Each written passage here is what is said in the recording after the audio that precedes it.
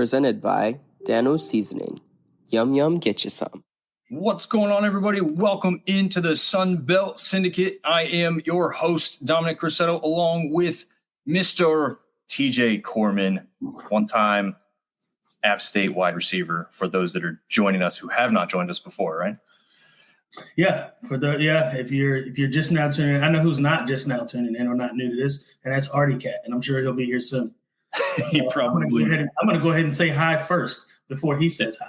There you go. What's up, Artie? Yeah, we did kind of a last second show on Sunday, or actually it was Monday, because Sunday was when we wanted to do it. Got crazy, a lot of stuff going on. And we put it up like an hour before, and I don't think he was even aware. So it was like his first show he's ever missed. It was kind of sad. Oh, guess who it is? Hey, Artie, there he goes. And I can confirm, Artie, Kat, that your shirts are on the way. I can finally confirm that. Thank God. It's the long wait is over, so he should see those shortly. And we'll have to see if he can share that with us. As always, brought to you by collegefootballdogs.com. The reason I don't have the sign up today, for those that are wondering or noticing something missing in the background, but you can see the football field a little bit better there. So, our sponsor, one of our presenting sponsors, Fanplex, I got the stuff in, and I wanted to hang it up here tonight, but unfortunately, I have yet to been able to find a way to do that without ruining the posters, which I don't want to do. So this is the Troy one that says "Battle Ready" with Dwight Vetterson, and then you've got almost lost one there. This one here with Joey California, App State quarterback. So great stuff there from Fanplex. At some point, they will be up on the background behind me. We also want to shout out TSN Off Road. We'll have a funny or two commercial to present you with as we go along in the show today. As always, Dubby Energy. I finally have one empty that I can share with you, but this is great stuff.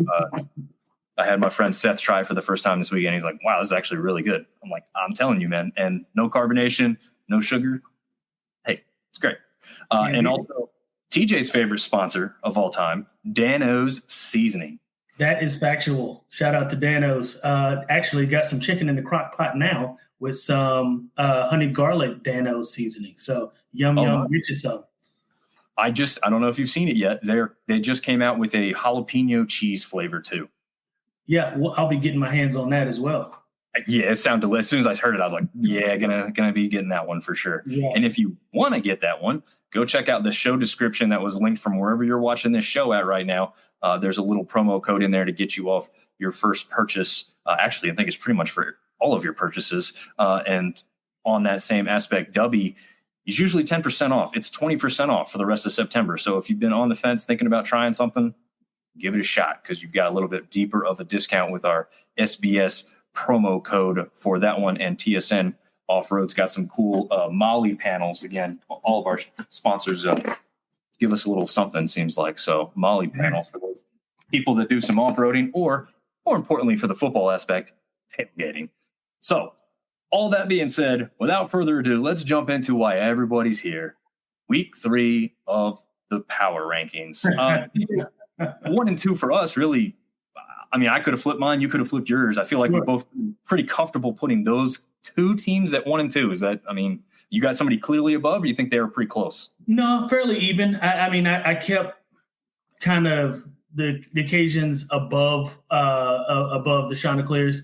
But yeah, I mean, you could easily. I mean, there's no argument. I'm not going to be mad either way. I mean, actually, 1, 2, and 3, to be quite honest, not necessarily interchangeable, but certainly top 2 are interchangeable. And in that third spot, Texas State didn't do anything to lose it. That's for sure.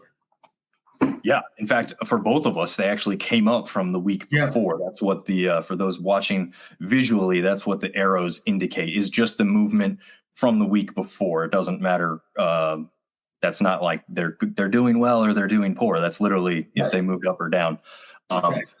And, again, top 3, not the exact same order, but the same 3 teams. After that, we've got some changes. So I had Georgia Southern jumping up, getting the victory over Nevada. On the road across the country, I thought was pretty impressive. Nevada, been looking pretty decent so far. You have JMU, after a very, very close game with Gardner Webb of all teams, actually jumping up in your poll. Is that and you've got App going down. So is that more of kind of that type of movement? That is exactly it. It's more they're taking the spot of some shuffling going on. I mean, App State obviously clearly gets demoted based on that performance that they put out on Saturday. JMU didn't do really anything to jump up in the charts. It's just more or less App had to come down.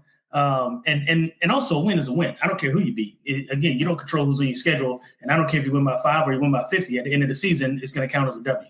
So they got the win, and that's what's most important. Yeah, and I think we can talk about that one real quick. I was unlucky enough to be at Clemson, South Carolina for that game. Was hoping it was going to be a heck of a game, as App usually puts on with these power programs. A couple of teams from the Sun Belt actually usually put on, but App definitely has that pedigree, either taking someone right to the very end or overtime, as we've seen, and obviously a couple of victories over, UNC, Texas A&M, obviously when you were on the team, Michigan. It was I didn't expect it. I wasn't shocked with the loss. I knew Clemson was going to be mad as hell coming off that Georgia loss. Yeah, the way they lost it, it was pretty clear, though, that most of the people in the stadium were kind of ready and prepared for that type of game. I don't know if they had as much confidence before that ball was snapped, and once that third play of the game happened and they took the top off the defense, that was pretty much it. Yeah, it got bad quick. It got bad quick, and it didn't let up. Was it 48-0 at halftime, or at midway through the second quarter? It got bad fast. You want to know how bad it was? I was sitting there, had my son, my wife there, and I've been up to get a snack and come back down, and they let us score, so they were lighting up the scoreboard, fireworks going off. I look up and I didn't realize what quarter it was, and there was enough time on the play clock to get the ball snapped, but you could have run out the quarter, or I thought was the half. And I said, why are you snapping the ball? You're down 35-0. Just take it to halftime, cut your losses. I still didn't realize it. Like a couple minutes later, they're playing again. And I'm like, am I loopy? What's going on here? Why are they playing so fast? This is the shortest halftime I've ever seen. And it was not the end of the half. It was the end of the first quarter. It got bad and just stayed bad. And I was talking to my wife, I was talking to my dad, I was talking to a bunch of people about the game. That's, I think, the worst loss I have ever seen or been a part of in that jersey. What about Virginia Tech 2011? It was a worse score. Okay. 66-13 in that one. Yeah, but I don't think it didn't feel like this. Well, it didn't feel like this, and at that time, we were still FCS, right? I think. Yeah. Well, yeah. And not only that, like, had Clemson continued to play, they could have put 100 on us. I looked at the kids beside me who were both Clemson students, and I asked them that seriously. I said, "You think they put up 100 today?" And they both agreed. They were smart. They're football guys. I was trying to be jokingly having a little fun and everything, right, but they were both like, "Nah, they're going to call the Dogs off." But he's like, "It probably gets real boring in the second half." They left at halftime, by the way, so they did not stick around. They called the Dogs off the second play of halftime. Like the backup quarterback was in after halftime. Otherwise, at the end of that third quarter, it would have been 80. They'd have put 80 on us at the end of the third quarter. Yeah. That's how bad it was. Oh, all right. Enough of that one. From here, we got quite a different mix. So I kept App at 5 after they dropped, right? Okay. I think a lot of teams would have gotten beat similarly. Yeah, stumbled over that word. But I do think Clemson would have taken down most of the Sun Belt, especially on that night. But yeah, for sure. Maybe these top 2 or 3 teams, definitely a different look to the game, but I still think Clemson they still would have beat them by 50. It would. Honestly, the way Clemson looked, and I don't want to keep harping on it, but the way they looked, they looked head and shoulders better than almost anybody not named Georgia. Right. That's true. It's a good point. They really did look very good. They were fine. Nothing they were doing was wrong, essentially. But yeah, I still kept App in my top 5, probably barely hanging on, because I thought Marshall's game against Virginia Tech was very respectable. That was late into the third quarter before you ever started to doubt that one wasn't going to be kind of a toss-up towards the end. Mm-hmm. A lot of respect there because Marshall's still really trying to figure out their quarterback position or who's going to be the guy going forward. AJ Turner continues to go off. So he had a great game. He doesn't get into the end zone, but he goes over the century mark. And JMU struggled for me. So they continued to drop just kind of like App. Again, in my power rankings, I know you as a former player, winning is the most important. As a fan, it really, mine's more of the eye test type of thing. And JMU so far, besides that like end of the Charlotte game, they haven't had the last 2 years form. They just haven't. And it's okay because that's expected. I was going to say, like, do we expect them to have to look like they looked over the past 2 years, given, 80% turnover or 70% turnover of their entire team? I mean, come on, we got to give them some kind of a break. And that's why I got them moved up a little bit. Number one, obviously, because of App and them losing. But partly because, like I said, I mean, they won, right? And I mean, they won the football game. And I don't expect it. I mean, any sound football mind wouldn't expect them to come into this season looking the way that they've looked the past 2 years. So I got to give them some slack. Yeah, and then I guess I had them a little. I can't remember if they were in 5 or 6, but they weren't much higher anyways. They only really dropped one spot. Essentially, Marshall jumped them for sure. And I wasn't willing, again, with what I saw from both teams, to put App State below them at this point. Again, don't think JMU against Clemson would have gone a lot differently. But let's jump over to your side here. You've got Arkansas State at 5, which is quite a bit higher than where I have them. And I did get some comments before we go live here about where I had put them. A lot of people probably agreed more with where you have them. Right. So talk about your 5, 6, and 7 there real quick. Yeah. So Arkansas State, close games, both weeks, right? Close game. But it says a lot about who you are as a team if you can pull those close games out. Right now, albeit they're not conference games, and I get it. And Tulsa's not necessarily the top tier G5. I get everything that I get all of that. But a win is a win. Firstly, secondly, you're 2-0, and what these kinds of wins tell me is that when the game is on the line and when the going gets tough, you've got what it takes, and you've got to kind of make up a mental fortitude to win and pull these games off. So for me, there's a lot to be said for a team that can pull those games off because now. You're getting the hard ones. I don't want to say you're getting the hard ones out of the way, but you're finding out who you are in those hard moments, right? So when it gets into conference play, you're going to make yourself a little bit tougher against these teams that you're going to have to go against. And I think you get credit for that, in my opinion. Yeah. Don't disagree. We kind of touched on the App thing. So Georgia Southern jumping up into your top 7. I have them quite a bit higher, but you've got them at 7. Just explain why they're moving up, or I guess, what do you see specifically maybe that made them move up above some of the other teams you had? Yeah, with Georgia Southern, Nevada's a tough team, right? And they're not great, right? But they're a pretty tough team. And again, another one of those close wins that you pull out at the end. And again, that was more of a product of some shuffling and some moving around in terms of what my initial, because I think I had Marshall ahead of them initially, and I know I had Troy ahead of them initially. So some people had to move down for them to move up, and that's just kind of how the math worked out. But again, they get credit for me for a win, even though it was a close win. But this was more and less about what Georgia Southern did, and more about what teams like App and Marshall, and even though Marshall's loss was close and it was to a very good, quality P5 or now I guess P4 team, but it was more about what Troy ODU didn't do. Gotcha. Yeah, that makes sense. So now jump right into your 8. A lot of people had questions about you having USM so high. They beat badly by Kentucky. They rebound versus an FCS team. To me, those are two different spectrums. So that's why I have them last, because I have no idea where they fall. And that's partly why I have them last. So you have them at 8, though. So there's something there. Obviously, like you said earlier, win's a win. But is that really? I mean, is that how you just gauge it in the early part of the season when we don't know? Is that how you're doing it? So partly that, right? Partly is because we don't know, right? We don't. I mean, you go from one end of the spectrum to the other, right? Kentucky is a formidable, not perennial great powerhouse, but a formidable football team and have been for the last 2-3 years, right? And you go from that to Hattiesburg. Okay, not the great, you know what I mean? Like not an awesome football team, but you win 35-10. You do what you're supposed to do, right? And then at the end of the day, you've got 3 teams that don't have wins. Yeah. You got to be ahead of those teams. You just have to be. You can't win. You can't be 1-1 and be behind teams that are 0-2. That just the math doesn't math in that to me personally. And so I want to give them credit for having won, having done what they were supposed to do. Again, I got them above Marshall. Maybe that's a little generous. Maybe above, Troy is a little generous as well. But I think you get credit for winning, and that's what I gave them credit for. I actually don't.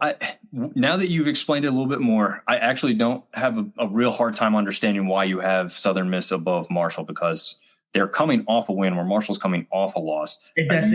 You'd have to also say, yeah, don't you say Kentucky's probably above Virginia Tech? I mean, Virginia Tech started off the season and got beat by Vanderbilt. Yes, it's an SEC team, but not a traditional power of any sort. So I can understand that, especially also because we just talked about Marshall still trying to figure out that offensive side of the ball a little bit. We don't know like right now, if we lined up Southern Miss and Marshall, it would be a crapshoot in terms of you and I who would win. Right? True. So even if I flipped them, nobody would really kind of bat an eye, right? It wouldn't really make that much of a difference.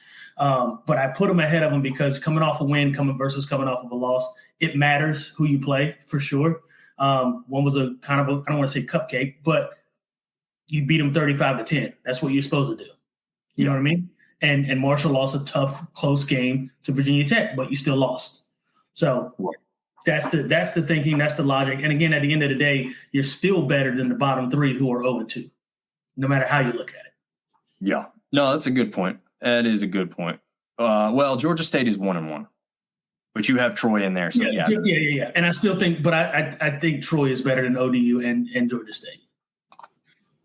Yeah. Kentucky is putting up 19 points offensive numbers. Yeah, last week against South Carolina, they got drubbed, right? Is that what? They got. I think they got. Yeah, I can't remember what the score was. They got beat like a little. Yeah. Oh man! So kind of rounding out some of the bottom teams as we go through. ODU, Troy continue to drop for both of us. Obviously, not picking up wins. I was probably more disappointed that ODU didn't get the victory because they're playing an ECU team. That ECU quarterback threw 4 interceptions, and ODU still couldn't win that game. So that one hurts them. Troy, I didn't necessarily expect them to win, but I expected a much closer game with Memphis. Again, they continue to fall. South Alabama doesn't have their best quarterback. Our offensive player of the week from last year, Gio Lopez, turf toe injury, did not go in this one. That's why they didn't move for me. I just didn't feel like that's the same team that we saw last week. So I didn't really get them to jump over some of the other teams, and I didn't really punish them for that either. Arkansas State, we've kind of talked a little bit about that. To me, it is a product of who you play, and they haven't played. Tulsa's not bad, but they got them at home. If they'd won that game on the road, I'd probably have rewarded them a little bit more. ULM 2-0, but I'm not sure what the heck UAB is yet. Jackson State is an FCS team. You kind of better win that one. Right. Georgia State's kind of in that similar realm as ULM at that point. And we already talked on Southern Miss being last for me. I have no idea what to do about trusting them. I don't think I'd take them to win in any game against anybody in this conference at this very moment. I'd have to see something more. I'm not saying they can't. I'm just saying I don't know I have any confidence in that team. So that's why, for me, they're at 14 until otherwise proven. But yeah, just round out your last couple there, and then we will move on into TJ's clips. Yeah, so, I mean, again, similar concept, right? I mean, listen, you can't be 0-2. You just can't be and expect to move the needle at all. Georgia State's 1-1. I get it, but Georgia State, it's not a good 1-1. And I don't. If they lined up today, right now, Georgia State could not be ODU or Troy, in my opinion. And so that's why they are where they are currently. And then I've got South Alabama. They're just not a good football team right now, and they're not going to be good until they get their quarterback back. And we'll see. Kind of where it goes from there. But right now, I don't have any confidence in them versus right now anybody in the conference. It's kind of how you feel about Southern Miss. I think Southern Miss right now, without South Alabama having their quarterback, Southern Miss could go in there and beat them. Okay, fair. Because I don't think either of us are putting a dime on it. I'll just say something. Absolutely not. Absolutely not. Oh, man. Resident Arkansas State super fan Ben James saying, what's up, Dominic and TJ? What's up, Ben? Thanks for joining the show tonight. Yeah, let's jump right in. Let's go. All right. Again, for those that are newer, I know there was a couple people who said they might check out the show tonight. Sounded like they'd never done so before. This is the portion of the show where we get former App State wide receiver and former high school quarterback and former high school everything, football player, TJ Corman. You can tell by looking at his arms, to break down some film for us from this past weekend. So first up, we have a play from the UTSA Texas State game. And what we'll see here is UTSA backed up towards the goal line. And we're going to have TJ tell you what it's like as a player being backed up into a student section that's loud and crazy. And then the fact that this is early in the game and what it could possibly mean for you down the road. Yeah, this is a tone-setting kind of play, right? Like, so this is one of those situations where, as a player, you don't want to be backed up into the opposing person's end zone, number one. Number two, you don't want to be where their student section is. I remember playing against Georgia Southern and also against LSU, two of the rowdiest student sections I've ever been a part of in my entire life. Them and NC State. When you're down and you've got yourself in a precarious situation against a really good football team, and the team and the stadium knows that they're a good football team, the last place you want to be is right where UTSA was. So, and then not only that, your quarterback gets his head taken off almost. I mean, if they show look at his feet, they're off the ground. Oh yeah, his feet were off the ground, and that almost was a pick. Try to use the ground to help him catch the ball a little bit. Obviously, Rep wasn't going for that, but that's one of those kinds of situations where it's just bad timing for everybody wearing white. You don't want to be backed up into your own end zone, and you especially don't want to be backed up where you can't hear your quarterback snapping the ball. It's just a recipe for disaster. Yeah, absolutely. I mean, I heard all kinds of stories. Take this away actually for a split second about how loud it was when they were down there, just for the whole game, but also specifically at the very beginning. I mean, this is, like you said, this is the very beginning. This sets the tone. This is something that is going to help win you football games. Obviously, this one was rather easy in the end, but you don't know that going in. Everyone expected it to be a close, hard-fought battle. So to get a play like this early on, and yeah, TJ was right. That play there was actually ruled an interception to start with, but upon further review, pretty clear he trapped the ball with the ground, no interception. Still great field position after the punt there for Texas State after that one. All right, so the next one up that we've got comes from Georgia Southern and Arkansas. Yeah, Nevada. There we go. So this is J.C. French throwing a dime to Thompson, the wide receiver in the slot here. Which, by the way, I don't know how this happens, because if you look at coverage, right, and we'll play it from the end zone view as well. First of all, let me back up. Let me give credit to the quarterback and to the receiver. They didn't have to do a whole lot because the receiver was extremely fast in the slot, and he just blew right past their safety. Ball was a little late. We talked about it. This is me nitpicking, but he put the ball where it needed to be, and it was a touchdown. But right here, you got your safety circle. There is zero reason that he needs to stay in his back pedal for that long. That is silly. That is ridiculous. My son could do a better job at playing safety than that, and he does. He plays safety for our football team. There is zero reason for him to sit in his back pedal for this. It is clear by the time. Look at the line of scrimmage. If you hit pause real quick, look at the line of scrimmage. He's already 4 yards off the ball. At 10 yards, there is no reason for you to stay in your back pedal. There's no break. He's full speed, head down. His arms are pumping. There is zero reason for you to stay in that back pedal at this point. He's already, that's terrible technique by that safety. And furthermore, they're in cover 2, Dominic. You don't get beat deep in cover 2. What the hell is happening? Like, I don't understand. There's zero responsibility or zero reason that he's not in his back half responsibility. He's already winning because he already has leverage in terms of being outside of the hash or outside of the hash mark. I don't understand how you get beat to the outside, and then I don't understand why you stay. That was bad all the way around on the defense. Whether that was cover 4 or cover 2 really doesn't matter. That safety did a horrible job playing football on that play. Yeah, and check out how obvious it was with number 5, the wide receiver at the bottom part of your screen near the 30-yard hash. Watch his arms go up and watch when they do on this replay here. He knows it as soon as French releases the ball, it seems like. Yeah, I mean, look at it. Boom. He's got him beat by 2.5 yards, and he started out with a 15-yard cushion. That is silly. Yeah.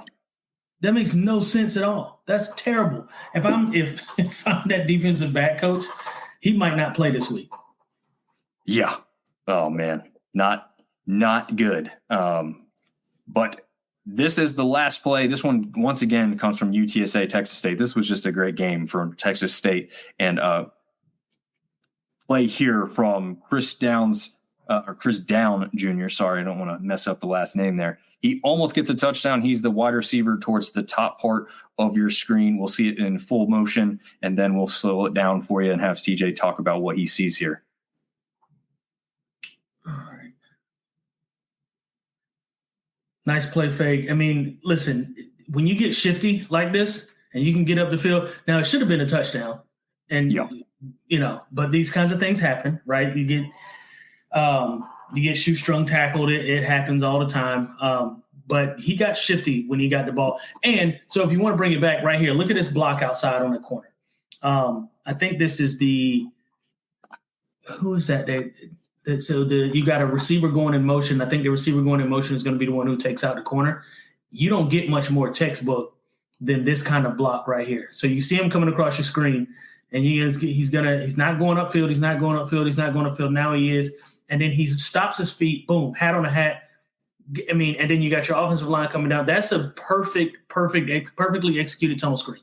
Doesn't get any better than that. I made my bread and butter out of the slot, and really a lot of the plays that I ran out of the tunnel screen, bubble screen, banana split screens, all those kinds of things. But is that a real thing? Banana split screens, or you just make that up? No, it's a banana screen. Okay. Banana slip screen, not split screen. Got it. Okay. And now you're making me hungry. It could have been a banana split because we did split it wide open. Pause, I guess. I don't know. Pause. I don't know if I should do that or not. Oh man. Yeah. Yeah. We'll just move on from that. Yeah. Banana split is a great but it was a banana. The actual play was banana. It was a okay. Exactly. No read, no or bust steps. Absolutely. 100%. And that's not Tyreek Hill yet. That's probably why I didn't get in the end zone. Although Chris Down Jr. is one heck of a speedster. It just seems like UTSA had some athletic guys on the back end too. Yep. And he's saying that's a good call against zone coverage. Absolutely is. We missed one from Chris Bolton. I want to make sure he's on here. Seeing ULM not at the bottom is so different. Yeah, there's got to have a lot of excitement and a lot of people happy that ULM is on a winning way. And I think Marv said it on Monday night's show. ULM has surpassed their win total for the season on betting sites at 1.5. They now have 2 wins. So congratulations. They've won some people some money, some easy money, because I'd have taken 2 wins for sure for ULM with the start of their season against Jackson State and UAB. Yeah, I'd have taken a chance on that. Absolutely. And a win is a win, right? Doesn't matter how you get it. You just get it. Yeah, no doubt about it. So let's get into our players of the week. And that starts with the guy we just saw, Chris Down Jr. Now, again, we don't purposely go opposite of the Sun Belt Conference officially, but sometimes I think they weight things differently. And so we do ours, what we feel. So Chris Down Jr., absolutely fantastic. As you can see here, 5 receptions, 150 yards, an average of 30 yards per catch, 2 touchdowns on the day with a long of 60. And one of the reasons he's player of the week, look how close he was to having 3 touchdowns. So he literally did most of the work on that play, right? I mean, Jordan McLeod dumped that thing off, but he took it the rest of the way and did all the work. And he was literally inches away from having a 3 touchdown, 150-yard performance. And I guess, in fact, he probably would have been 151 had he made it in the end zone. So Yeah, absolutely. Fantastic day. They had some other great performances. Lincoln Perry, their running back, had a absolutely tremendous game, 2 touchdowns himself. Jordan McLeod puts 3 touchdowns on the board, goes over 300 yards. But again, I think the play of Chris Dawn Jr. was the thing that put them completely over the top and so close to having that 3 touchdown performance. I think it's just absolutely fantastic week for him. And Ben James is saying it's because of General Booty at ULM. Well, I'd argue that it's actually because of the scheme, the running backs, and the head coach more than Booty. But we'll see, because he could possibly, roll into form here. That's a question I have. Artie Cat saying, I'm so bummed I missed the UTSA game in person, but had a fever of unknown origin. Oh, man, no. That's rough. I did not know he missed that game. I figured he was there, man. So absolutely heartbreaking for Artie, because I know how much beating UTSA means to Texas State fans across the board here. And that is our offensive player of the week. TJ, you saw him there in that play. Is this a guy we're going to see more of, you think? I would venture to say absolutely. I mean, these are Randy Moss video game numbers, right? I mean, yeah. I remember the first game. Well, but I saw the highlights of the first game when Dallas passed on Randy Moss. And the first time Randy Moss played against Dallas in Dallas, I think back in the early 90s, and Randy Moss had 3 catches for 170-some yards and 3 touchdowns. Nice. So this is video game like numbers, and these are Randy Moss type of numbers. And if he keeps this up, he's going to be a household name in the Sun Belt Conference. That's for sure. Yeah. You keep playing like this, and I mean, they've also got Joey Hobart over there. They've got Ishmael Mahdi out of the backfield who can catch passes. Lincoln Perry, who had a great game. Yeah, they're offensively, they have nothing to worry about. We know we had some questions after that Lamar game. It looks like it was just those first game figuring out the scheme and system with some of the new guys. I think they're going to be just fine. And the coolest part is we get to see them Thursday night, as we'll talk about here in just a minute. So defensively, again, this is the thing we said. We don't always go against the conference just because. We just look at who we think is the best player. And this week, for the first time so far this season, the conference and us both agree.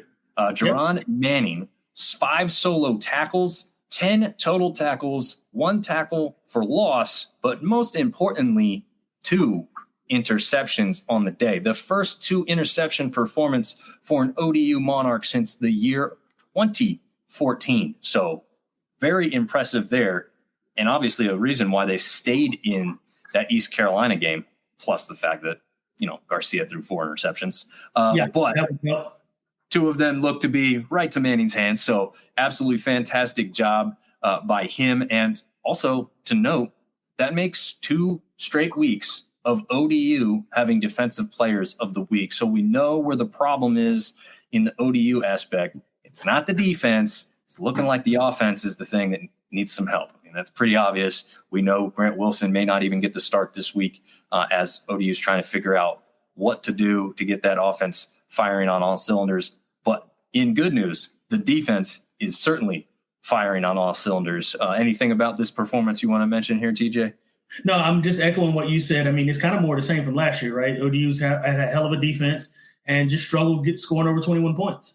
And that's the issue that they're running into now. And I think that's going to be the issue that's going to plague them throughout the season.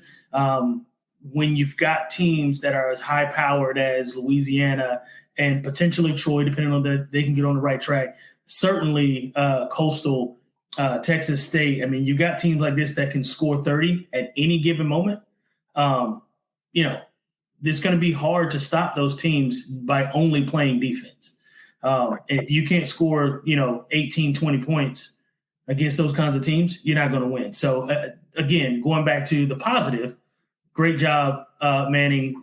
You don't get much better than this as a linebacker and as a football player in general. That said, though, they got to do something about that offense. Yeah. And I'm pretty sure one of those picks was in the end zone. If it wasn't in the end zone, it was in the red zone for sure. Yeah. But obviously a big aspect of why that game, again, remains so close for so long. Ben James is asking us if we have a special teams player of the week. Yeah.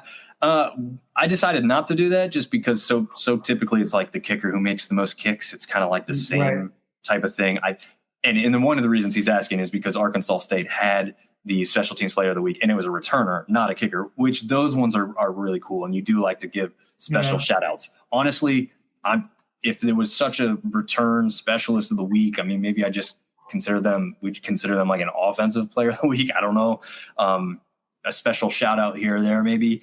I just wanted to focus on 2. I just didn't want to get us to be too long in the tooth here. So try and at least give some of these guys some shout outs when they do some great stuff and reward them for their great play. Speaking of some great play, we're probably going to have some of that here in week 3. And I gave ULM a nice little shout out for also having one of the coolest, if not the coolest helmet in all of college football there with the Warhawk. Well, it's not called the Warhawk. The Warthog, I think, is actually the plane that's on.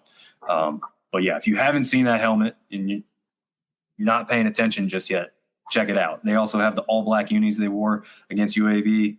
Phenomenal look. So a little shout out there to ULM as they continue to try and turn that program around. Staying with a team from the state of Louisiana, but not played in Louisiana. This one will be in Mobile Thursday night, 7:30 Eastern kick on ESPN Plus. South Alabama 0-2 faces Northwestern State, also 0-2. But TJ, I'm assuming you're not seeing much of a chance for an upset here. Or maybe you are. You have South Alabama last. Maybe I'm going to be surprised here. So listen, no, I don't have no. First of all, Okay. No, I don't have I don't have them on upset alert. That said, though, I'm not gonna say I would be shocked if they lost this football game. But they better figure it out. I mean, they better figure it out quickly. Even a tough loss, or a tough win is not going to be good enough.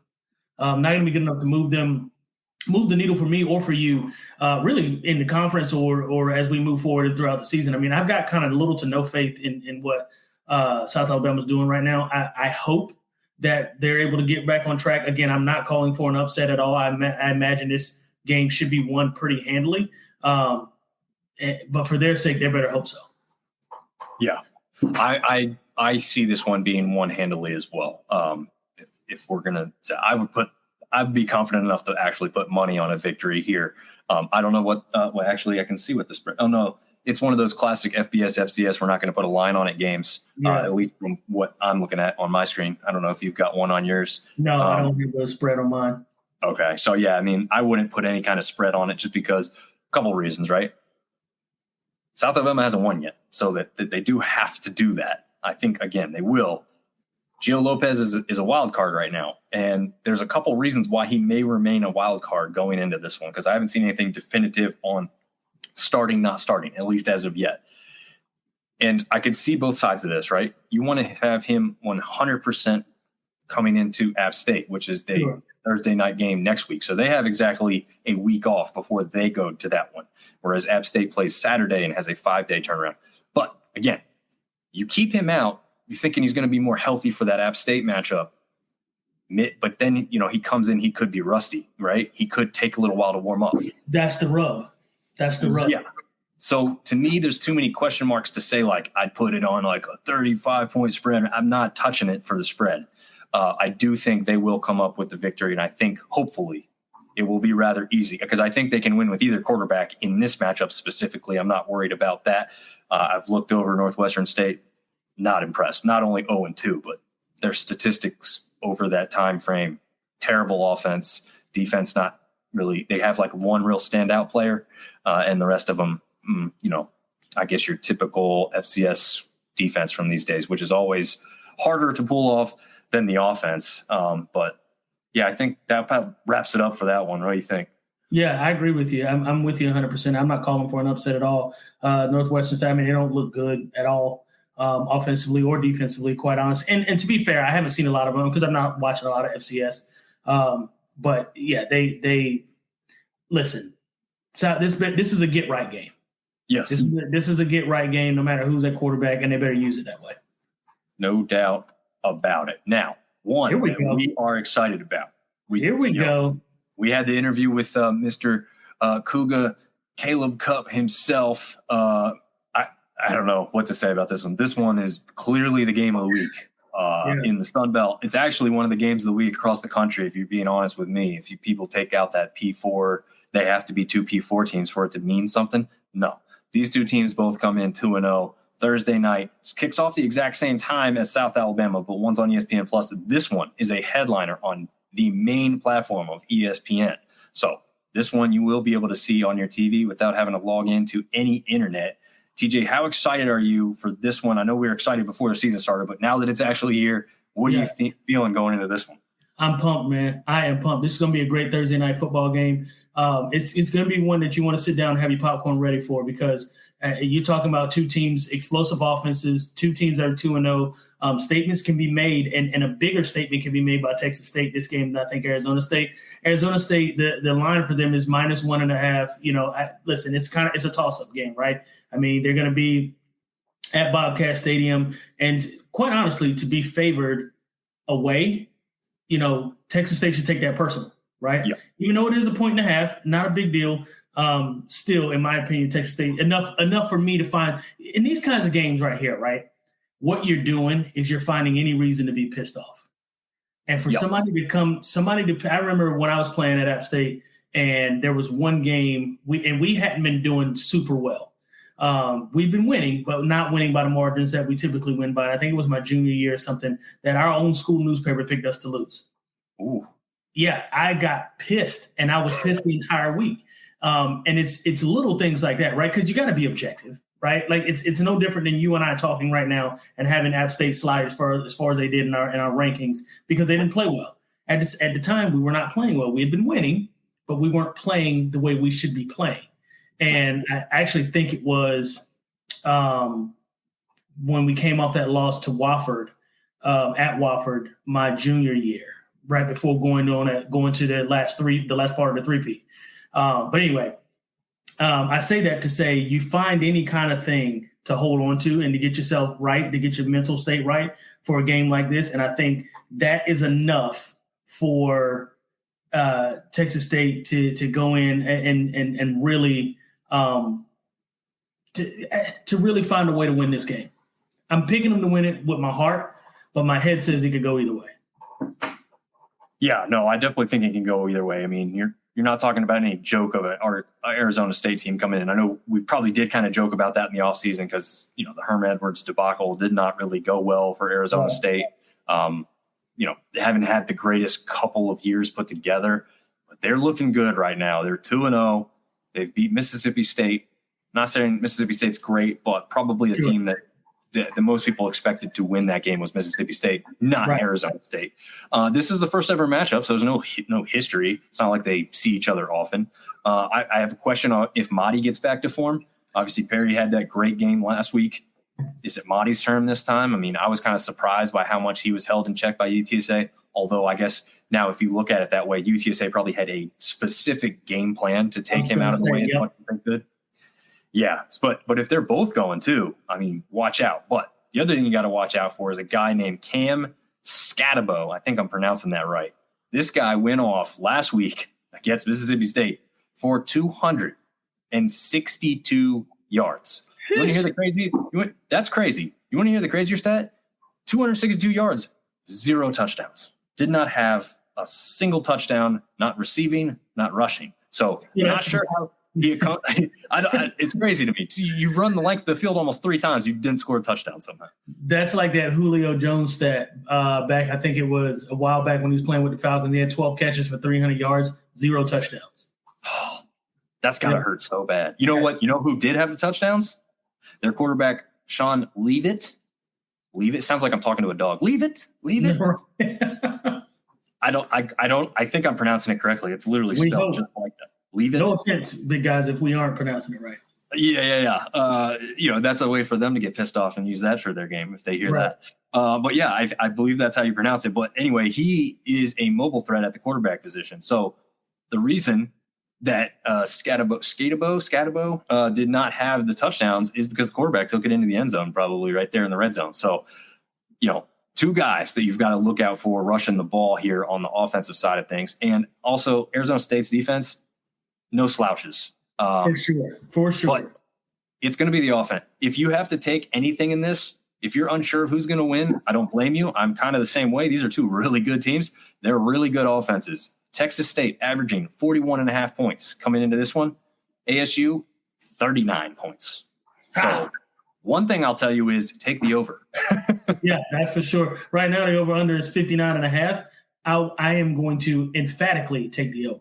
Yeah, definitely do that. That's the one part you don't want to mess with. Ben J saying, what about Texas State QB? Yeah, Jordan McLeod. I mean, yeah, we have it worked into the. I mean, that's part of it, right? Yep. That's part of the equation. Yep, and like I said when we were starting off, the official Sun Belt Player of the Week was actually Jordan McLeod. So definitely you can't leave him off the list. But my question mark going into that is I think he's going to be consistent enough. I'm not concerned about Jordan McLeod. My question mark is, does Marty get back up to his usual performances, right, where he just can't be stopped? So it wasn't anything against Jordan McLeod. Fantastic player. There's no question mark there. And again, the wide receivers seem to be helping him out as well. So no question marks there. The running back position is not a concern. It's just Marty specifically. And Mark is joining in saying McLeod throws 3 picks, and that becomes the difference. Oh, wow. I mean, it's not as the question. I was just going to say, I think you're thinking what I'm thinking. I mean, with the defense that Arizona State has, it's not out of the realm of possibilities. I'm going to lean towards no, that he won't throw 3 picks. I mean, 2 is a lot. And if you said 2, I'd be like, okay, maybe, because they're going to spread it out. They're going to throw the football. But I also think, too, that if they can establish a line of scrimmage, then he won't have to put the ball in the air and put it in harm's way that much. If Ishmael Mahdi can get right, then we won't really be worried about how many times they're putting the ball in the air. No, and I think he only had 1 pick this past week, and I remember that one specifically. It probably wasn't the best thrown ball, but very catchable. But the wide receiver knocked it into the air, and it was there was like 2 guys who couldn't make the catch. Yeah. So we're talking about somebody who's prone to throwing picks, is what we're saying. Yeah. This guy, I mean, yeah, I'm sure he's thrown some that are questionable, but I've seen rarities of him just like, what were you thinking? It was more like, all right, man, I could see why you tried it, kind of thing. He's not typically like the gunslinger just throwing it all over the place and losing it, but we'll see, because this defense is certainly going to bring pressure on that Texas State offense as much as they can all night. Don't call Arizona State ASU that when that is Arkansas State. Well, I got news for you. Nobody in the country calls any of the Sun Belt teams ASU, because App State used to also kind of go by that moniker.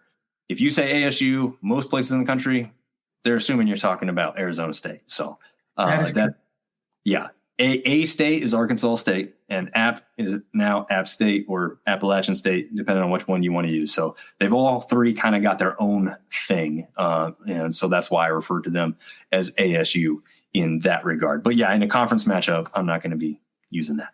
All right.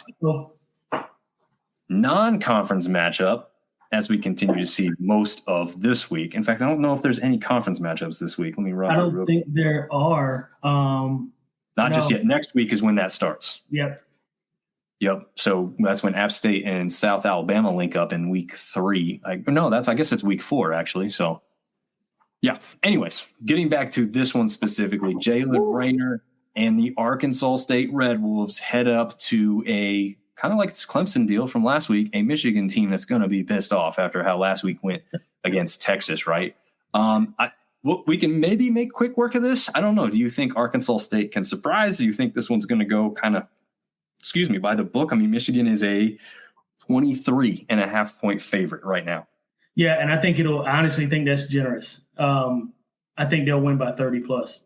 And it has nothing, and respectfully, I don't think that has anything to do with Arkansas State. I think that this is everything to do with wrong place, wrong time for Arkansas State.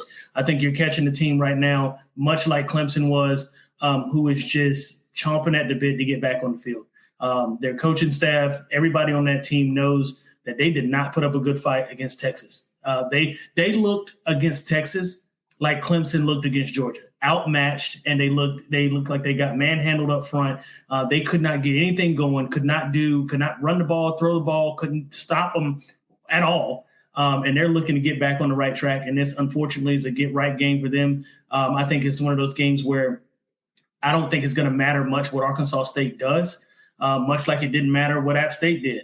It's going to matter that and Michigan's a pissed off football team. So listen, good luck. Yeah, that's going to be a little rough. So Ben James is letting us know that he thinks they'll only score 12 points, which is interesting. The 12 points. I mean, you thinking 4 field goals? Are you thinking a field goal or 2 field goals and a touchdown without an extra point? Or what are your thoughts there, Ben? But he's saying A-State also plays former kicker Dominic Zavada, who moved up to Michigan, and Michigan let Fresno State score 10 in week 1. Yeah.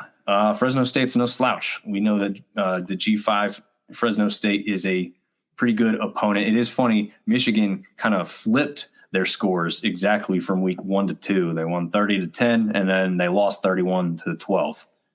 So I think it was 12, right? Yeah. Oh, so Michigan's got that 12 scoreboard on the scoreboard. So that's a very random number, I think, for football. I feel like you see 13, 14 a lot, 10 a lot. 12 is pretty rare, especially if you're talking about 4 field goals instead of, some combination of touchdowns, or you would get even crazier and say they had 10 and then they get a safety for 2 points. Right. I don't think there's going to be any safeties in this game unless Michigan gets them, because they're that defensive powerhouse right now. I agree. But yeah, I mean, I think the only thing that you can question here is, does Jalen Raynor just take over, absolutely take over, and give Arkansas State a fighting chance? I think that's going to have to be what it is. I don't think Michigan's offense is really all that explosive.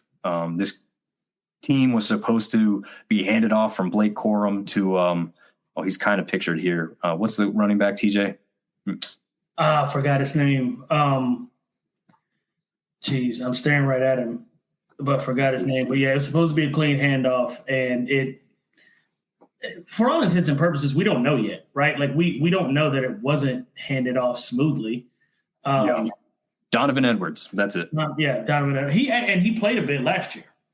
Yeah, he did. And I think that's why a lot of people thought there was going to be a lot of confidence and familiarity coming into this season. He was just going to take right over where Blake Corum and that offense led off. But yeah, I mean, they were talking about it on Sirius XM this morning too. Like the quarterback, and again, I don't know his name off the top of my head either.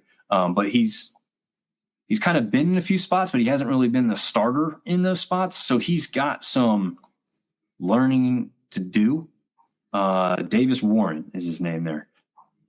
Just, he's not a household name, and I don't expect him to be one even after this weekend. Even if they win comfortably, I don't think it's going to be a lot to do with him. Sure. But we'll see.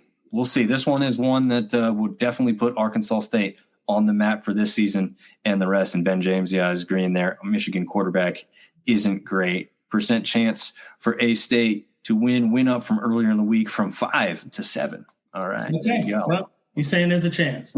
There's a little tidbit. Now hammer Arkansas State. No, I'm just kidding. He also says they're overhyped. And yeah, I mean, they were overhyped coming into the season. You're going to see that a lot when you win a national title. There's still going to be a lot of people who think you're going to have enough players left over. Now you're seeing that's not so easy. And one reason why TJ and App State winning 3 in a row at the FCS level was so impressive, because it's not just a given that you're going to get back there and win another one. Speaking of a team, though, that probably could and should and will win another one, I think it's fair to say Coastal's going to waltz right into the brotherly love city of Philadelphia and probably put the beating to Temple, right? Yeah, they got the hell beat out of them by Oklahoma. Temple did, and then again by Navy. I think 31-6 or 31-3, or I can't remember exactly what the score was. And Navy's not even a team that puts up a lot of points. No. So if that tells you anything about, you got a team scoring 31 on you who predominantly runs the ball and throws maybe 5 to 8 pass plays a game, and they hung 31 on you. You know what I mean? Like that is not good. So I'll make quick work of this one. I think the Chanticleers go in and I think they trounce them, man. I don't think it's going to be close. Yeah, I don't think so either. So listen to this. So Coastal Carolina has put up almost 100 points so far this season, which, that's not too crazy, but it's consistent, right? Right. They go for over 30. They go for 40 and over 56 or 55 points exactly in the first game. Have you seen the point totals that Temple put up? You just mentioned some of them. Oklahoma, they scored 3 points. Against Navy, they scored 11. They put up 2 touchdowns total on the season. There is nothing nothing in my mind that tells me that this game is going to be in doubt or even close. This one will be in Coastal Carolina's favor from start to finish. Let's see. Coastal's only favored by 17.5. I'm hammering that, man. I'll tell you what. I just That I mean, I got them by 21 at least. Yeah. I mean, quite possibly. I think because here's the thing: if you lined up Navy and Coastal, I think Coastal wins that game. Oh yeah, absolutely. I do too. That's what I'm saying. So yeah, I don't think there's any doubt. I don't see it being close. Yeah, I don't see it being close. Yeah. I've also been to randomly. My brother is a Temple season ticket holder, graduated from up there. I went to 2 Temple games last year, and there is absolutely zero atmosphere, zero noise being made by the fans. It's it's an awesome stadium, right? They play literally where the Eagles play. So I was going to say, which is odd because them playing in Lincoln Financial Field, you think, you know what I mean? Like they would want to have some people just for the experience. Just to go to Lincoln Financial, and they can't even get people to go then for that. Oh yeah, extremely affordable. Okay, right. You can pretty much, if you go to a certain section, you can have an entire row to yourself. Right. How often are you going to get into an NFL venue and say those types of things? So yeah, I don't know why more people in the Philadelphia area don't latch on to Temple football, because at some point they will have a randomly good season and it'll be a lot of fun. And if you're not already there, then I don't know, whatever.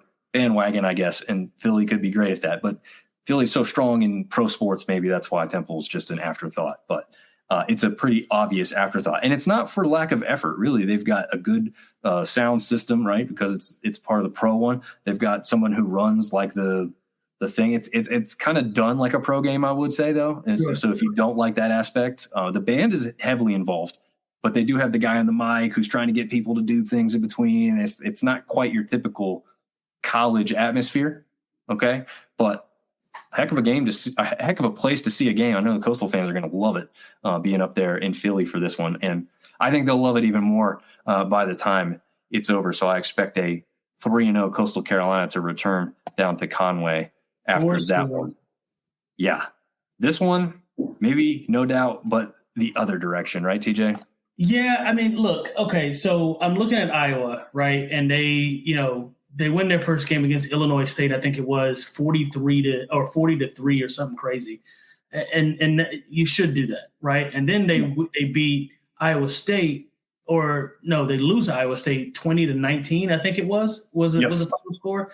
Yep. And that tells me that Iowa is exactly who we know them to be, which is they're gonna play great defense, which doesn't play well in Troy's favor, right? But they're not that good on offense. Which, the question is going to be, can Troy score 20 points against Iowa? And if they can score 20 points, they got a good chance of winning. Am I saying they're going to do it? No. Is Iowa the same Iowa that they were 2 years ago, 3 years ago when they were ranked? Ben saying the same thing I'm saying. Iowa can't score, and that's the truth. I mean, am I calling for an upset, Ben, the way you are? Probably not, based on what I've seen Troy do so far this season. But if they did go in there and win, I'm not going to tell you that I'm going to be surprised about it. I'm not calling for it, but I'm not telling you I'm going to be surprised about it. And the reason why I'm not is because this is the perfect game that is set up for Troy to go in and win, because it's going to be a hard-nosed, low-scoring football game, and Troy has the type of team that is capable of going in there and winning a game like this. Yeah. I want to agree even more, but I got to see more from the offense still, really. I mean, I'm with you. Yeah, Bruce Crowder came in. He was a pretty decent recruit for them to have brought in. He was behind Gunnar Watson last season, so he had some tutelage and some coaching in that regard. And he's not looked bad, I guess I would say, but he hasn't looked phenomenal. He hasn't really taken that Gunnar Watson's spot from last season. But, honestly, the season before that, even though Troy had won their first championship in a while, Gunnar Watson wasn't the biggest aspect of that. In season 2 there, when they went back to back, he was a much bigger aspect. His game really improved and jumped up quite a bit. Obviously, we're just not seeing that type of play from Goose thus far. The player that I think is going to be the most important is Damian Taylor. He is the all running back. I think he's the one pictured here in the screen. He's going to have to. I mean, I think he's going to have to eclipse 100 yards, and I just don't know if you're going to do that against an Iowa defense. It's going to be tough.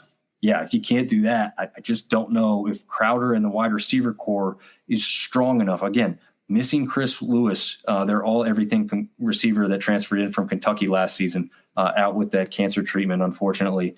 That would have been a big tool to have in this one against a big, fast Iowa defense.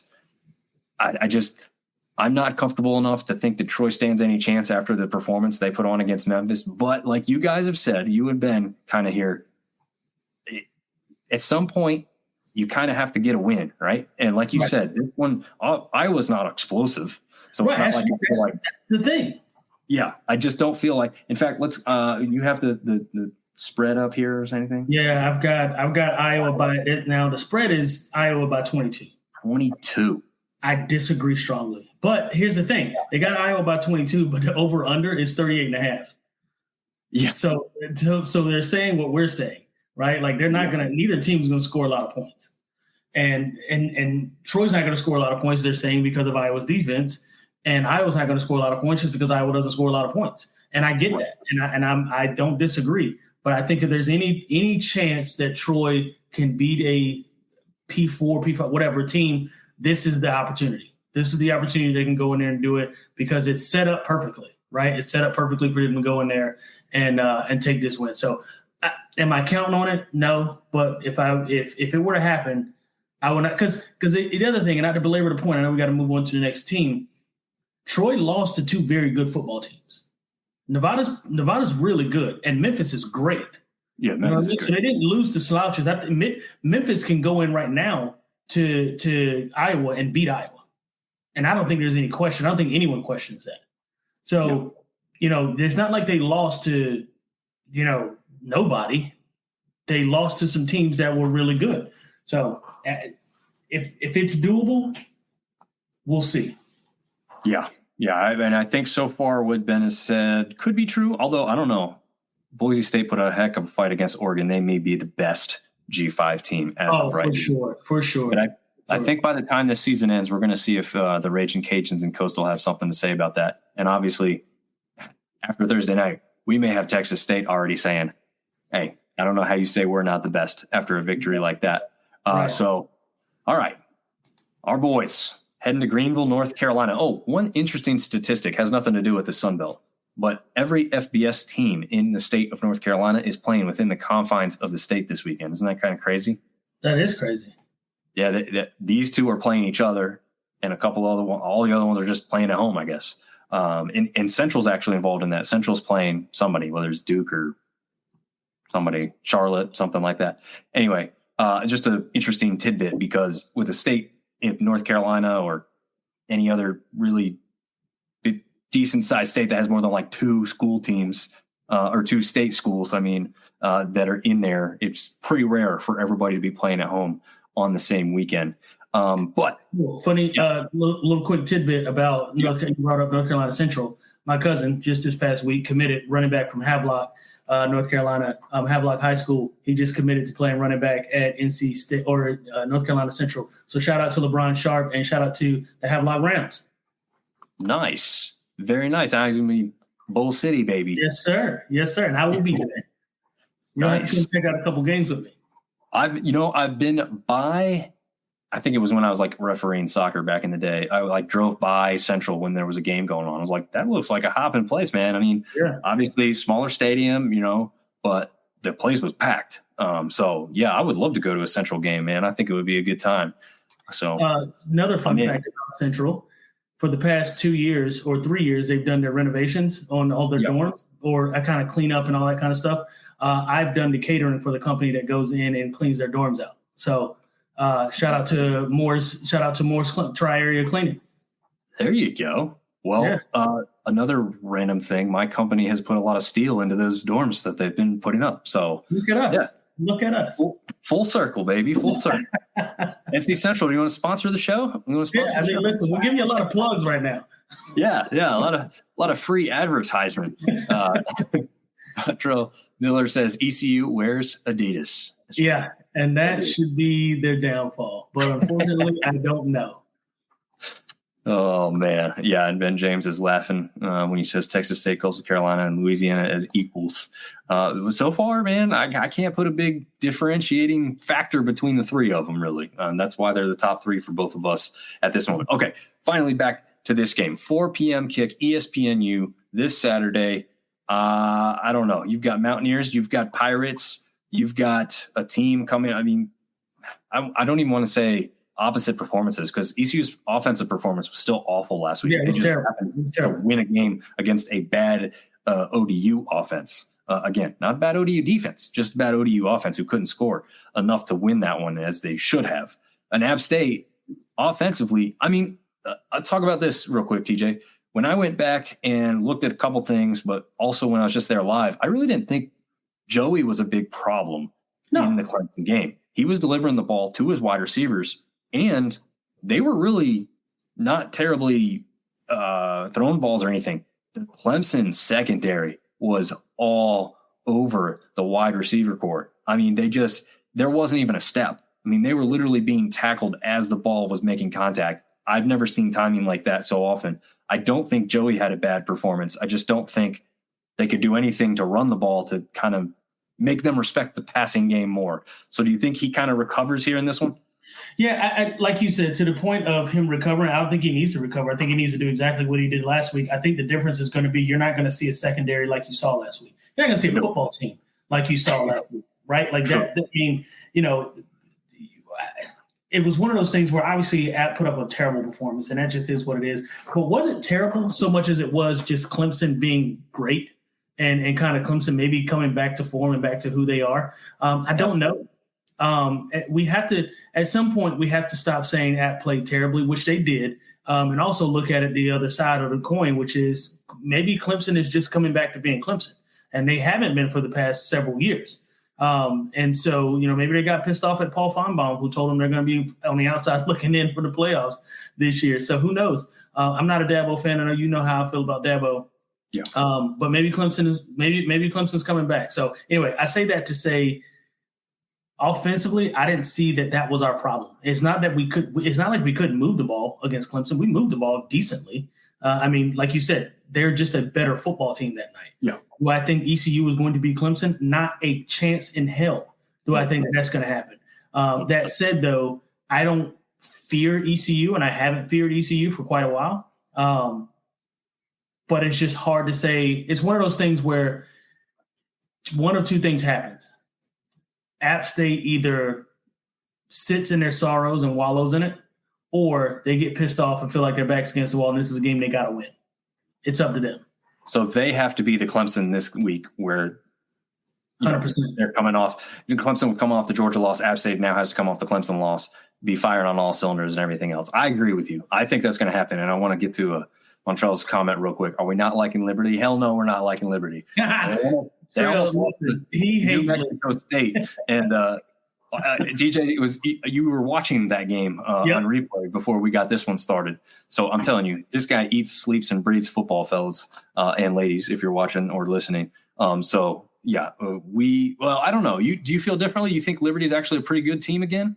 I don't know. It's hard to say because, again, I literally had it on right here watching it before you and I went on live. And I was like, because I didn't get a chance to watch the whole thing. And it didn't start out great, but it kind of ended. I'm not super impressed. I've got to see a couple more games. And we talked about this too. College doesn't get a preseason. So, you don't know who you are until the third or fourth game. I know I say that on repeat. If you've heard it before, I apologize. But it's just a fact, right? You just don't know who you are yet.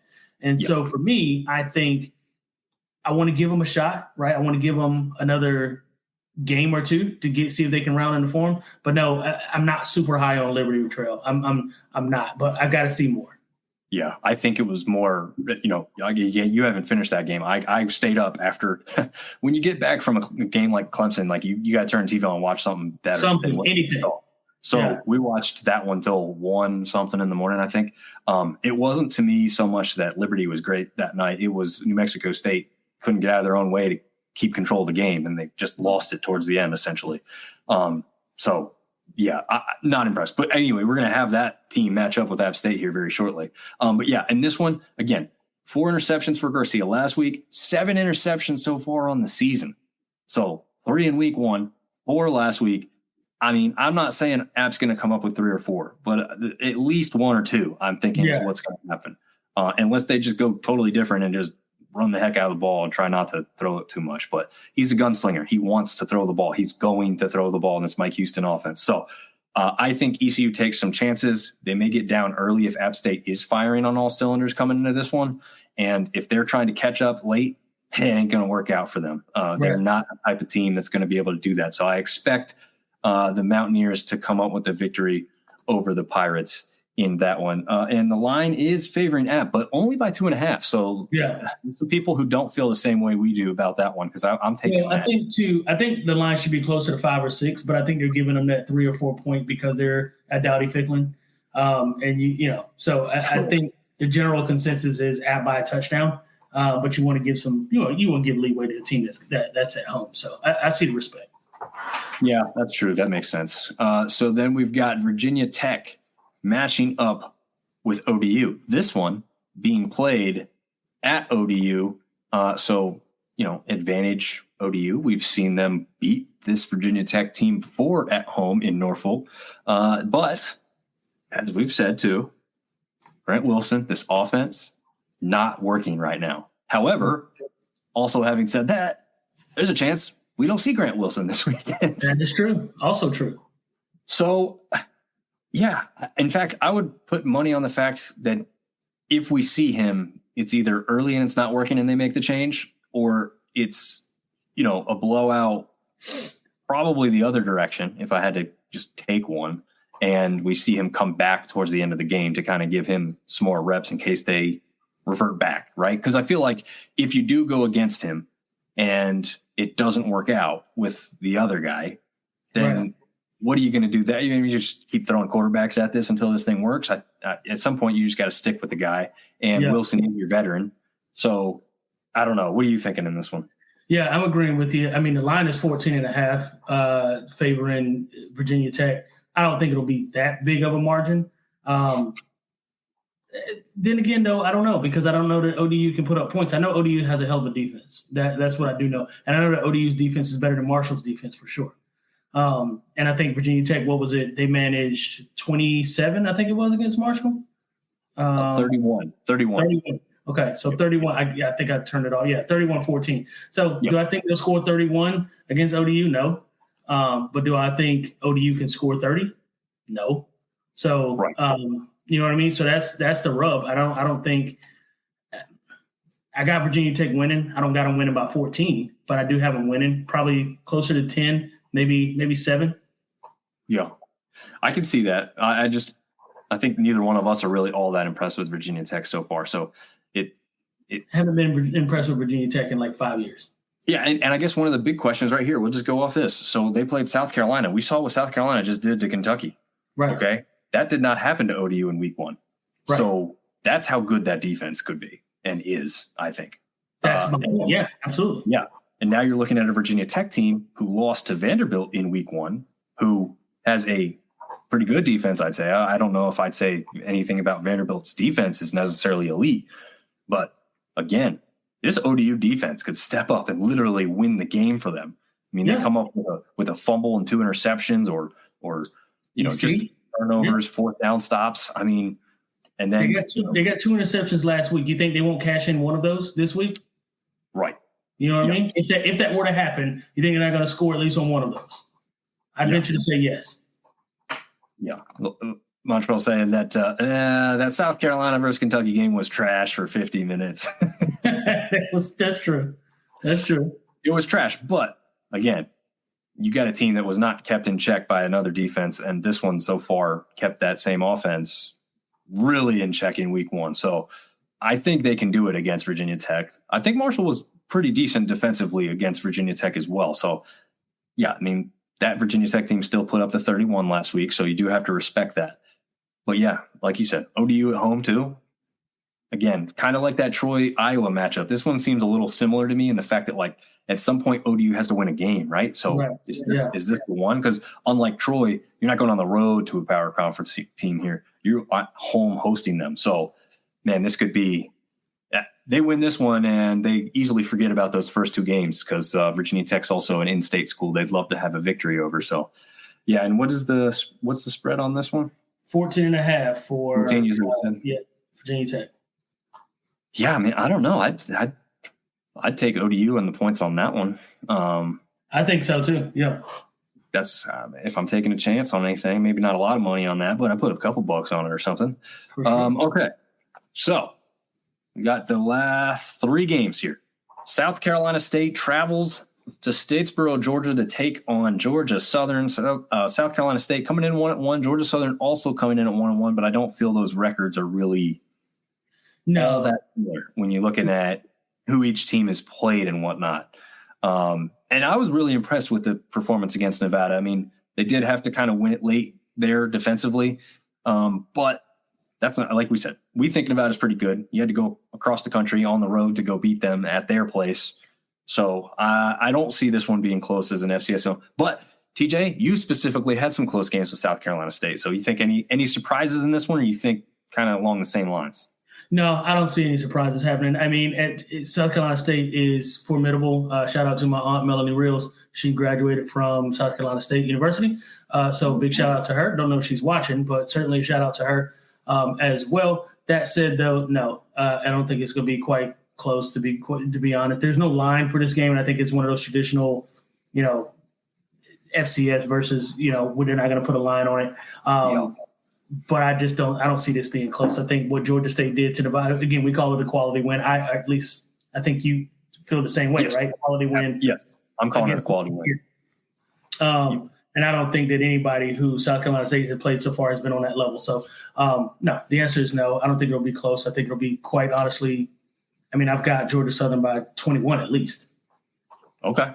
I think that makes sense. I mean, I think probably more so than any game they played so far this year, they're going to run the ball successfully in this one. 100%. I think that's one of the things that Georgia Southern has been missing. Now, obviously, in that Boise State game, they kind of had no choice. After that score fest, they just had to start throwing it all over to kind of make up that ground.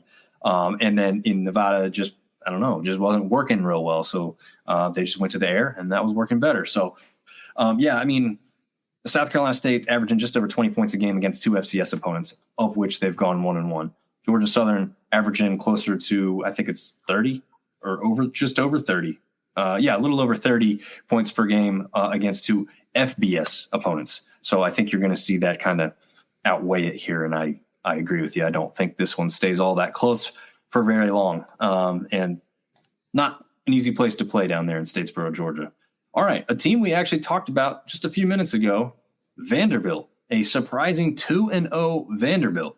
Mm-hmm. Is traveling to Atlanta. So we've got 2 power teams coming to the Sun Belt Conference home stadiums this weekend.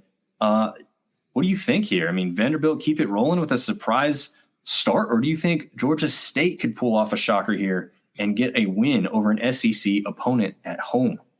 So we got to define surprisingly for Vanderbilt, right? Because they played Virginia Tech, and then they played Alcorn State, right? So part of that's not surprising. You're right. You know what I mean? Like, okay, let's kind of taper our expectations. I mean, Virginia Tech, we just saw what they did last week. Not a very good football team at all. And then they played against Alcorn State. Are they in? Is it Akron or Alcorn? Who do they play? Alcorn. It is Alcorn. Alcorn. I don't even know where they are. Steve McNair, right? Steve McNair. Yeah. Oh, that's right. Yeah, Steve McNair. So. Listen, I've got Vanderbilt winning. Unfortunately, I don't think Georgia State is gonna be able to put up much of a fight. That said, though, I'm not impressed by Vanderbilt so far and what they've done. So if Georgia State does give them a good game, I'm not gonna be mad at it. But I mean, let me take a look at what the line is right here. What I'm looking at, it is 10. I mean, listen, it's only a 10.5 point line for Vanderbilt. So what are we doing? This is not something that I'm super high on. Yeah, no, I'd be. This is a game I take a chance on for sure, and here's why. So you've got a new coach with a bunch of new players. We've talked about this before. Roster turnover, a young season, right, where they've kind of gotten some things. But like you said, ultimately the most important thing is the W, and they got that against Chattanooga. They got some energy, some life. They want to spring an upset, and they're playing at home against an SEC opponent. I mean, they've got no pressure, really, right? I don't think nationally most of anybody thinks they're going to win this game, but I think the people down there in Atlanta are starting to believe that this team could be something special, but it is just going to take a little bit of a build.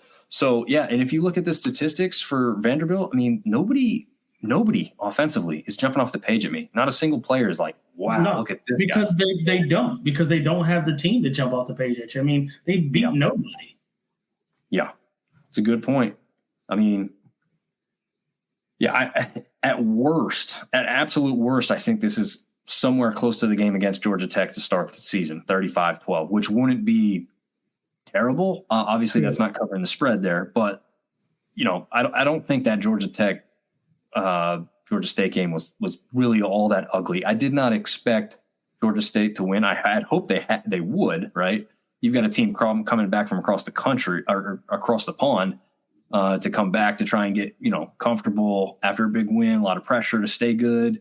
So I thought, it could be a surprise, but that was always going to be a tough ask because of what was behind all of that. But yeah, I mean, I'd love to see it. I'd love to see it because we haven't had any of those big wins yet this year. So this could be one to, again, like you said, Vanderbilt's not that great, but but it would be a nice statement win going against an SEC football team. I get what you're saying, and I agree. Yeah. Okay. Well, hopefully they can spring it, and I think we're now at the last game of the week. Yes, South Florida travels to Hattiesburg, Mississippi to take on the Golden Eagles. Both teams come in 1-1. However, South Florida's lost last week just to Alabama. So no big deal. Yeah, no big deal. I'm sure they expected to win that one. But as not joking around, they were in that game for a little bit, their very beginning. But 42-16 the final score. So obviously it didn't last. I think were they up on Bama early? Let me bring this up. I can't remember. I don't think so. If they weren't up, they were close. Okay, so they were 7-3 in the first quarter, and then the second quarter was actually the same score, 7-3, so 14-6 at the half. That's what it was. It was. I'm like, wow, this is what's going on in Bama. This is way closer. Although South Florida did the same thing to Bama last year, right? I mean, didn't they play them insanely close at home there? Yep, and I think Alabama too has some coaches that have moved over to the Bulls. So I think that's part of it. Oh, okay. Actually, I'm looking even closer here. It was the fourth quarter that was the determining factor because in the third quarter, actually going into the fourth quarter, it was 16-14 USF. Or 13-14 Alabama. Sorry, I was mixing numbers there. No worries. Yeah, that is close. Yeah, real close. So yeah, Alabama woke up in that fourth quarter and scored 28 fourth quarter points. So just a little bit runaway there. But we've also talked there about what Southern Miss has done or not done, and I don't know. This is going to be a more telling sign between Kentucky and Southeast Louisiana. This is going to be more of a test. Now you're talking about teams that are a little bit more evenly matched, and I think this is going to give us a good indicator of who. Now this is going to determine where Southern Miss moves up or down on my top 10. This is going to be the game that lets me know whether I was right or whether you were right in terms of where they should be. If they come out and lay an egg, then I won't be upset about saying who you were right. I just need to see it. You can't punish your team for winning. Is my only point. So, who am I picking? I'd like to say Southern Miss, to win it, but I think the way that I don't know, man. I want to say South Florida because of how well they played against Alabama for 3 quarters. And I think that's where I'm going to go. I think I'm going to go with South Alabama. I mean, Jesus Christ, South Florida. Sorry. Yeah, it's all the same. South Bama, South Florida. Right. South. Yeah. But yeah, I mean, I have Southern Miss at the bottom of my power rankings for a reason. I believe South Florida will win this game and cover the 11 points rather easily. Again, hope I'm wrong. I would love to be wrong. I would love to see a Sunbelt team get a victory over an American team and one that's often rumored to be kind of the next to go to the Power 4 level. So if they could win this and keep that team, that fan base in check, and obviously provide a lot of stuff to be excited for themselves before conference play gets rolling too. I think it's just going to be a good atmosphere, at least to start the game. Hopefully they can keep it, rolling if they got it going on offense, and can spring what I think would be a pretty big upset, to be totally honest. So we'll see. Chris Bolton says USF was stout against Bama. I look for the Bulls to win it. Yep. Chris, I'd have to agree with you. I think ultimately TJ would agree with you. If you're playing with some of your money on this one, you got to be smart. That is a fact. And then also the line is USF by 11. So yeah, if you want to throw $1 and take the underdog, I think you're fine, right? $1. If you can throw away $1, then do it. I don't have many dollars I like throwing away. So no, I don't like to throw away dollars too. We're trying to bring those into this place, not throw them away. But yeah, I think that's going to wrap it up. I hope this is and obviously we've got 4 teams on bye. So this was 10 teams playing this week. We've got 4 teams on bye, and they will get back into action next week. And I think there's a couple other teams that will flip into a bye. But we, again, have a conference game coming up as South Alabama will travel up to App State to play a Thursday night game up there in Boone. Maybe cold by then already. It's actually, I've heard it's been in like the mid 40s sometimes in the mornings already. So yeah, at night for sure. Yeah. All right, man. We're right at a half hour. Anything else you want to say before we wrap this show up here? I am good, man. Thank you guys for joining. I really appreciate it. As always, you can find me at Thick Thighs and Large Fries on the Instagram. I need to make a Facebook page for that as well. I think you said a little bit to me as well today. Some of the older crowd, us, we're pushing 40. I think a lot of us are on, as my grandmother would say, the Facebook. And I think I need to get that page jumping on there. But yeah, you can find me there. Thank you guys again for listening. I appreciate it. Yeah. We're getting old when we're like, oh, you have a Facebook? And everyone's like, nah, I got an Instagram. I got a TikTok. And you're like, oh, yeah, I guess I got to get on that game. Yes, sir. I got back into the game once we started doing this. So, yeah, it's crazy. It takes up so much time. But it is fun. We share a lot of stuff between the two of us. So, anyway. Yes, thank you for tuning in. We continue to see a lot more people interested in downloading the show in the audio version, so we appreciate that very much. We did get a little fan mail, TJ. So someone wrote us and said that they appreciate what we're doing and keep it going. So, hey, we've got at least one big fan. We definitely have a fan in Artie who shows up every single week to share comments and thoughts and feelings with us. And, hopefully his Texas State Bobcats can continue to look good this Thursday, tomorrow night, for those listening in the morning today. But we will see you guys next week.